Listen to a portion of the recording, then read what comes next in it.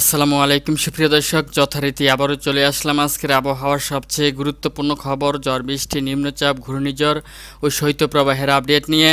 জানিয়ে দিব আগামীকাল 23শে ডিসেম্বর রোজ মঙ্গলবার ভোর 5টা থেকে পরবর্তী 24 ঘন্টার মধ্যে বাংলাদেশের 8 বিভাগের 64 জেলাসহ পশ্চিমবঙ্গ, আসাম, মেঘালয় ও ত্রিপুরা রাজ্যের কোন জেলার আবহাওয়া পরিস্থিতি কেমন থাকার সম্ভাবনা রয়েছে, এছাড়াও দুই বাংলার কোন কোন জেলাতে বৃষ্টিপাতের সম্ভাবনা রয়েছে কিনা, কোন কোন জেলাতে শৈত্যপ্রবাহের সম্ভাবনা রয়েছে এবং আকাশ মেঘলা সহ মেঘাচ্ছন্ন থাকতে পারে, বিস্তারিত এই মুহূর্তে আপনাদেরকে আমি জানিয়ে দিব। তার আগে আপনি এই ভিডিওটিকে কোন জেলা থেকে দেখছেন তা আমাদের কমেন্ট বক্সে আপনার জেলার নামটি লিখে দিবেন। আর ভিডিওটি ভালো লাগলে লাইক, কমেন্ট এবং শেয়ার করতে ভুলবেন না।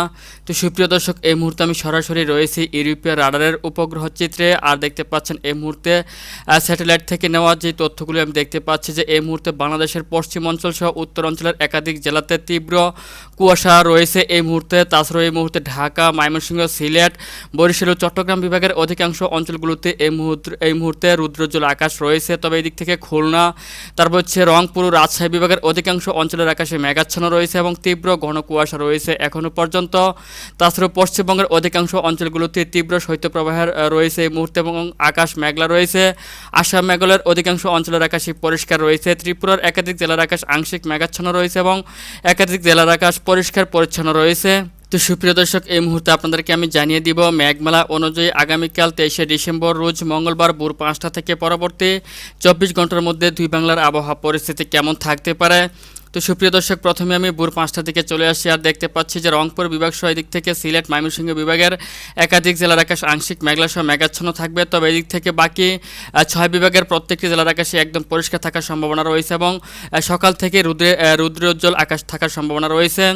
তবে আপনার সকাল 7টা কিংবা 8টা পর্যন্ত তাপমাত্রা মোটামুটি 12 থেকে 14 ডিগ্রি সেলসিয়াসের আপনার থাকার সম্ভাবনা রয়েছে এবং কিছু কিছু অঞ্চলগুলোতে আপনার 10 ডিগ্রির নিচেও তাপমাত্রা নেমে আসার সম্ভাবনা রয়েছে এবং আসাম, মেঘালয়ের একাধিক জেলার আকাশ মেঘলা সহ মেঘাচ্ছন্ন থাকার সম্ভাবনা রয়েছে। এছাড়াও যদি আমি সকাল 8টা 10টার দিকে চলে আসি তাহলে দেখতে পাচ্ছি যে বাংলাদেশের 8 বিভাগের 64 জেলাতেই রুদ্রোজ্জ্বল আকাশ থাকবে এবং সকাল থেকে রোদের দেখা মিলবে।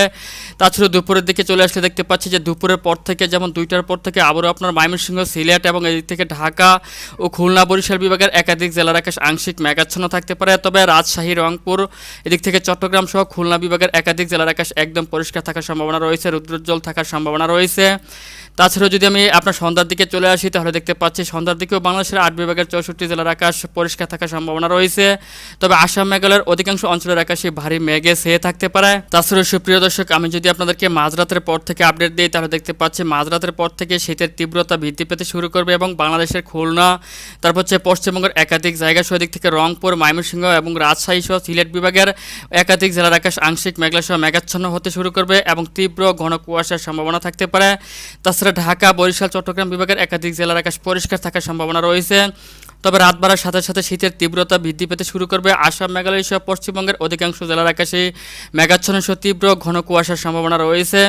এবং ভোর 5টার দিকে যদি চলে আসি তাহলে দেখতে পাচ্ছি আবারও আপনার বাংলাদেশের রংপুর, ময়মনসিংহ, সিলেট বিভাগ সহ খুলনা বিভাগের অধিকাংশ অঞ্চলের আকাশ আংশিকভাবে মেঘাচ্ছন্ন থাকবে এবং ঘন কুয়াশার সম্ভাবনা রয়েছে। তবে খুলনা, বরিশাল, চট্টগ্রাম, ঢাকা, রাজশাহী বিভাগের একাধিক জেলার আকাশ পরিষ্কার থাকার সম্ভাবনা রয়েছে এবং সকাল থেকে রোদের দেখা মিলতে পারে।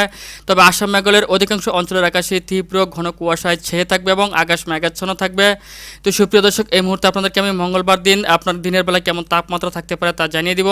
তো সুপ্রিয় দর্শক, দেখতে পাচ্ছি যে দুপুরের দিকে মোটামুটি রংপুরে 23 ডিগ্রি সেলসিয়াস তাপমাত্রা আপনার উঠতে পারে, ময়মনসিংহে 24 ডিগ্রি, সিলেটে 25 ডিগ্রি, ঢাকাতে 26 ডিগ্রি, চট্টগ্রামে 26 ডিগ্রি, কুমিল্লাতে 26 ডিগ্রি, বরিশালে 25 ডিগ্রি, খুলনাতে 26 ডিগ্রি এবং রাজশাহীতে সর্বোচ্চ 23 ডিগ্রি সেলসিয়াস পর্যন্ত তাপমাত্রা ওঠার সম্ভাবনা রয়েছে।